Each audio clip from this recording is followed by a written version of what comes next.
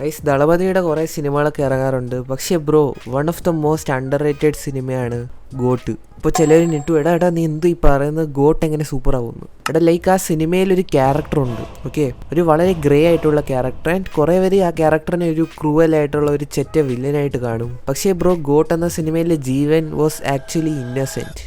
ചിലപ്പോൾ കേട്ടോണ്ടിരിക്കുന്നവർ ചോദിക്കുക, എടാ അതിന് ജീവൻ ആരാണ്? സോ ജീവൻ ഒരു 5 വയസ്സുള്ള കൊച്ചിറകനാണ്. ആൻഡ് അവന് സ്പൈഡർമാനെയൊക്കെ ഭയങ്കര ഇഷ്ടമാണ്. പക്ഷെ അവൻ്റെ അച്ഛനാണ് ഏറ്റവും വലിയ തരികട. അയാളാണ് Gandhi, who is anti terrorist എന്തോ സംഘത്തിലൊരാളാണ്. എന്ന് പറഞ്ഞാൽ ബേസിക്കലി അയാൾ ഒരു സീക്രറ്റ് ഏജൻറ്റാണ്. പക്ഷേ ബ്രോ, ഒരു ദിവസം അയാളൊരു സീക്രറ്റ് മിഷനിൽ പോയിട്ട് വന്ന് വേറെ കുറേ കള്ളന്മാരാണെങ്കിൽ യുറേനിയം എന്ന് പറഞ്ഞ സംഭവം കട്ടുകൊണ്ട് ഓടിക്കൊണ്ടിരിക്കുകയായിരുന്നു. അപ്പോൾ ആ ട്രെയിനിലേക്ക് നമ്മളെ ഗാന്ധിയുടെ പിള്ളേരെത്തി, ഓഫ്കോഴ്സ് യുറേനിയം തിരിച്ചെടുക്കാൻ വേണ്ടി. പക്ഷേ ആ സമയത്തായിരുന്നു വില്ലന്മാരുടെ തലവൻ അതിനകത്തേക്ക് നടന്നു വരുന്നത്. അതിനുശേഷം പിന്നെ കണ്ണും മൂക്കും നോക്കാതെ മഹാ ഫൈറ്റ് കിടക്കുന്നത്, നമ്മളെ വിജയണ്ണ എല്ലാത്തിനെ പറപ്പിക്കുന്നത്, ചിലവന്മാരെ വെടിവെച്ചൊക്കെ കളഞ്ഞു. പക്ഷേ കാര്യങ്ങൾ കൈവിട്ട് പോകുന്നത് കണ്ട് നമ്മളെ ഗാന്ധിയാണെങ്കിൽ ആ ട്രെയിനകത്തൊരു ബോംബ് ഫിറ്റ് ചെയ്തിട്ട് അതിനകത്ത് നിന്ന് സ്കൂട്ടായി. And of course uranium extract ചെയ്തുകൊണ്ട് മിഷൻ സക്സസ്ഫുൾ ആയി. ആൻഡ് വില്ലന്മാരെല്ലാം ചത്തുപോയി. പിന്നെ മിഷൻ സക്സസ്ഫുൾ ആയതുകൊണ്ട് ഒരു ഡാൻസ് പാട്ടെന്നും പറഞ്ഞ് നമ്മളെ വിജയണ്ണനും ഫണ്ണടിച്ചിരിക്കുമായിരുന്നു. പക്ഷെ അപ്പോഴായിരുന്നു അയാളുടെ ജീവിതത്തിലെ വൺ ഓഫ് ദ ഡാർക്കസ്റ്റ് ആയിട്ടുള്ള ഒരു മിഷൻ അയാൾക്ക് വരുന്നത്. ആൻഡ് ഗാന്ധി ഒരു തരികിടയാണെന്ന് അയാളുടെ ഭാര്യയ്ക്കും അറിയാം. അതുകൊണ്ട് അവൾ അവനെ പോകാൻ സമ്മതിച്ചില്ല. ആൻഡ് പിന്നെ ഓഫ് കോഴ്സ് ഗാന്ധി അവന്റെ ഫാമിലിയോട്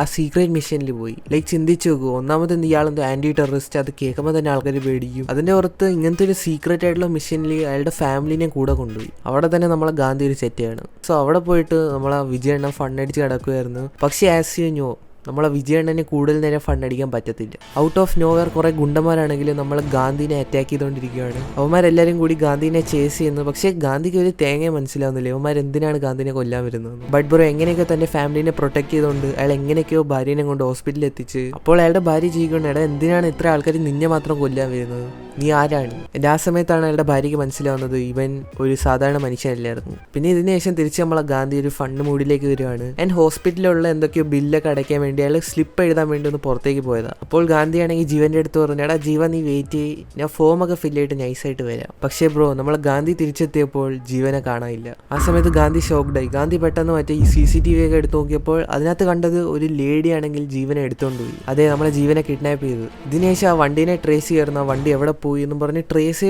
ചെയ്ത് ഫൈനലി ഒരു സ്ഥലത്തെത്തിയപ്പോൾ നമ്മളെ ഗാന്ധി റിയലൈസ്ഡ് ദാറ്റ് ആ കിഡ്നാപ്പ് ചെയ്ത വണ്ടി ആക്സിഡന്റ് ആയി. ആൻഡ് ഓഫ് കോഴ്സ് അതുകൊണ്ട് നമ്മളെ ജീവൻ ഇസ് നോ മോർ. ജീവൻ മരിച്ചുപോയി. ആൻഡ് ജീവൻ ഇങ്ങനത്തെ ഒരു അവസ്ഥയിലുണ്ടപ്പോൾ അയാൾ വളരെ വലിയ ഡിപ്രഷനിലേക്ക് പോയി. ആൻഡ് ഓൾമോസ്റ്റ് 16 വർഷത്തേക്ക് അയാൾ നോർമൽ ഒരു ജോബൊക്കെ ചെയ്ത് ജീവിച്ചുകൊണ്ടിരിക്കുകയായിരുന്നു. എന്നാൽ ഇങ്ങനത്തെ ഒരു ഡെസ്പ് ലൈഫ് ജീവിച്ചുകൊണ്ടിരുന്ന സമയത്തായിരുന്നു ഒരു സന്ദർഭത്തിൽ ഗാന്ധി തന്നെ പോലെയുള്ള, അതായത് തൻ്റെ സെയിം മോന്തയുള്ള ഒരാളെ കാണുന്നത്. ആൻഡ് ഗാന്ധിയുടെ മനസ്സിൽ എവിടേക്കും ഒരു ചിന്ത വന്ന്, ഇനി ഇത് നമ്മളെ ജീവനാണോ? ഇക്കാര്യം ഗാന്ധി ഡ്യൂപ്ലിക്കേറ്റ് വിജയൻ്റെ അടുത്ത് ചോദിച്ചപ്പോൾ അവനും പറഞ്ഞ്, അതെ, ഞാൻ താണ്ട Jeevan. And bro, at this point of time നമുക്ക് തോന്നുന്നു ഭയങ്കര ഫാദർ സൺൻ്റെ ഒരു സംഭവം നടന്നുകൊണ്ടിരിക്കുകയാണ്, ഭയങ്കര ഒരു ഇമോഷണൽ സീക്വൻസ്. ബട്ട് വെയിറ്റ്, ഇവിടെയായിരുന്നു നമുക്കൊരു മാസ്റ്റർ മൈൻഡ് സ്റ്റോറിനെ കുറിച്ച് മനസ്സിലാവുന്നത്. ദാറ്റ് ഈസ്, ഞാൻ പറഞ്ഞില്ലേ ഒരു ട്രെയിൻ ബ്ലാസ്റ്റ് നടന്നിരുന്നെന്ന്. ആ ട്രെയിൻ ബ്ലാസ്റ്റിൽ ഗാന്ധി ചത്തെന്ന് വിചാരിച്ച ഒരു വില്ലൻ, അതായത് അതിൻ്റെ മെയിൻ തലവനായിട്ടുള്ള മേനോൻ വാസ് സ്റ്റിൽ അലൈവ്. മേനോനായിരുന്നു നമ്മളെ ജീവനെ കിഡ്നാപ്പ് ചെയ്തിട്ട് അവൻ്റെ ഡെത്ത് എല്ലാം ഫേക്ക് ചെയ്തത്. ആൻഡ് നമ്മളെ ജീവനെ ഒരു ജയിലിൽ കൊണ്ടിട്ട് ഇറ്റ് വാസ് വെരി മിസറബിൾ. അതിനൊരു 5 വയസ്സുകാരൻ കാണേണ്ട എല്ലാ ട്രോമകളും എല്ലാ കാര്യങ്ങളും അവൻ അനുഭവിച്ചു. പക്ഷേ ഇങ്ങനത്തെ ഒരു പ്രശ്നത്തിലൂടെ അവൻ കടന്നുപോയിക്കൊണ്ടിരുന്നപ്പോഴായിരുന്നു മേനോൻ അവൻ്റെ ജീവിതത്തിൽ ഒരു സൂപ്പർ ഹീറോ പോലെ വന്നത്. മേനോൻ അവനെ അഡോപ്റ്റ് ചെയ്തു, അവനെ വലുതാക്കി, അവൻ്റെ ഒരു അച്ഛനായിട്ട് അയാൾ ജീവിച്ചു. ആൻഡ് ഇവഞ്ച്വലി അവനെ വളർത്തിയത് തന്നെ ഒരു ക്രിമിനലാക്കാൻ വേണ്ടിയായിരുന്നു.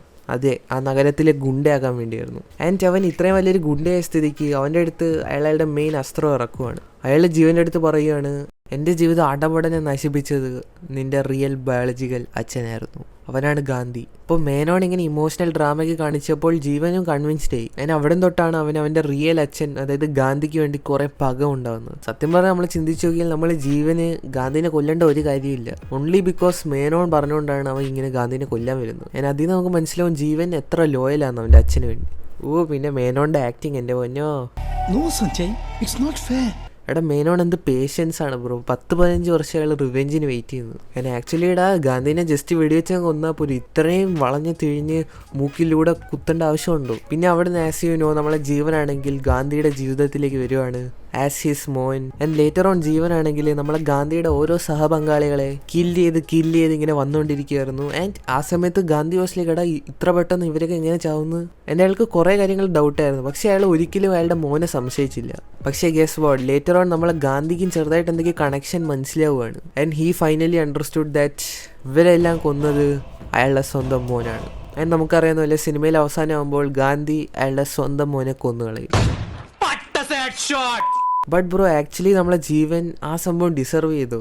എടാ ലൈക്ക് ഓണസ്റ്റ്ലി പറഞ്ഞു കഴിഞ്ഞാൽ ഈ ജീവന് മാത്രമല്ല പ്രശ്നം, ഗാന്ധിക്കും കുറച്ച് കേടുണ്ട്. എന്ന് പറഞ്ഞാൽ സിനിമ എന്തോ പകുതിയായ സമയത്ത് നമ്മളെ ഗാന്ധിയുടെ ഫ്രണ്ടിൻ്റെ മോള് മരിച്ചു വന്ന സമയത്ത് ഗാന്ധിയാണെങ്കിൽ പോസ്റ്റ്മോർട്ടം DNA ടെസ്റ്റ് വീണ്ടും ചെയ്യണം. പക്ഷെ അങ്ങേര് ജീവൻ മരിച്ചെന്ന് വിചാരിച്ച സമയത്ത് അയാൾ ഒരു പ്രാവശ്യം കൂടി DNA ടെസ്റ്റ് ചെയ്തില്ല. അപ്പോൾ ചിലർ പറയും എടാ കരിഞ്ഞ ബോഡിയിൽ എങ്ങനെയാണ് DNA ടെസ്റ്റ് ചെയ്യുന്നത്, അങ്ങനെ ചെയ്യാൻ പറ്റും ബായി. പക്ഷേ ബ്രോ ഇതൊന്നും അല്ല ഏറ്റവും പ്രശ്നം. ഇതൊരു നോർമൽ മനുഷ്യനാണ് ഇങ്ങനത്തെ ഒരു സംഭവം സംഭവിക്കുന്നെങ്കിൽ ഇറ്റ്സ് ഓക്കെ. പക്ഷേ എടാ ഇങ്ങേരെ പോലെ സീക്രട്ട് ഏജന്റ്, അതായത് ഇത്ര വലിയ ഡിറ്റക്റ്റീവിന് ഇങ്ങനത്തെ ഒരു പറ്റിയാൽ അതൊക്കെയായിരുന്നു ഗൈസ് എനിക്ക് ജീവനെ കുറിച്ചും ഈ ഗാന്ധിനെ കുറിച്ചൊക്കെ തോന്നിയത്. അതുകൊണ്ട് തന്നെയാണ് ഞാൻ സ്റ്റാർട്ടിങ്ങിലെ ജീവൻ ഒരു ഗ്രേ ക്യാരക്ടറായിട്ട് പറഞ്ഞത്. ബിക്കോസ് അവൻ മൊത്തത്തിൽ ഒരു നശിച്ച ക്യാരക്ടറും അല്ല, അതേസമയം ഒരു പാവം കണ്ണിലുണ്ണിയും അല്ല. And that's what I like. പക്ഷേ നിങ്ങൾക്ക് എന്താണ് ജീവനെ കുറിച്ച് തോന്നുന്നത്? Do comment guys. പക്ഷേ അതിനോടാ ഇനി ഏതെങ്കിലും ക്യാരക്ടർ അനാലിസിസ് വേണമെങ്കിൽ അതും കമന്റ് ചെയ്തോ. ആൻഡ് ബൈ ദ വേ 24 എന്ന് പറഞ്ഞ സിനിമയിൽ അത്രയും നമ്മളെങ്ങനെ പൊട്ടനാക്കി എന്ന് മനസ്സിലാക്കാൻ ഈ വീഡിയോയിൽ ക്ലിക്ക് ചെയ്യുക. അപ്പോൾ ശരി guys, thank you very much for watching this video. ഞാൻ നിങ്ങളെ നെക്സ്റ്റ് വീഡിയോയിൽ കാണാം. Bye bye.